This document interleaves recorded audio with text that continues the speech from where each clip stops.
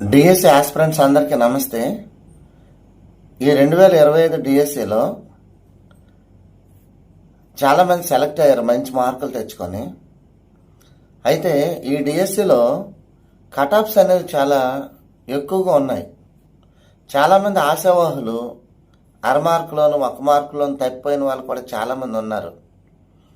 దయచేసి వాళ్ళు ఎవరు కూడా నిరాశ పడొద్దు.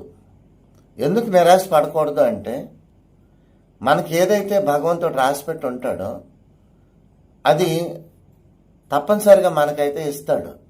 అయితే మనం చేయవలసిందల్లా ఏమిటంటే, నిరాశ నిస్పృహలకు లోను కాకుండా మన ప్రిపరేషన్ని కంటిన్యూ చేయడమే మన ముందున్నటువంటి ప్రధానమైన కర్తవ్యం. ముఖ్యంగా ఎస్జిటి చదువుతున్నటువంటి వాళ్ళు మళ్ళీ నోటిఫికేషన్ ఎప్పుడు వస్తుంది, టెట్ నోటిఫికేషన్ ఎప్పుడు వస్తుంది అని ఆలోచన చేయకుండా ఇప్పటి నుంచే టెట్ స్కోర్ని బాగా పెంచుకోవడానికి ప్రయత్నం అయితే చేయాలి. మనం ఈ రోజు నుంచే ఆ ప్రిపరేషన్ అనేది స్టార్ట్ చేయాలి.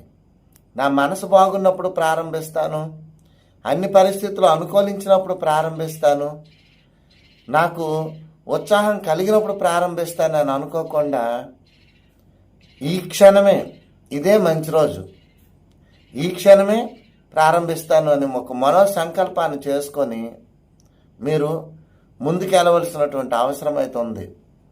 ఎందుకంటే మళ్ళీ మనం ఇలాంటి రోజు మళ్ళీ మన జీవితంలో ఉండకూడదు.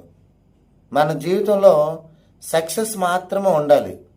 అది జరగాలి అంటే ఈ క్షణం నుండే మనం మన పోరాటాన్ని, మన ప్రయత్నాన్ని కొనసాగించాలి. All the best. మరి స్టార్ట్ చేద్దామా డిఎస్సి పైన మరో సమరాన్ని?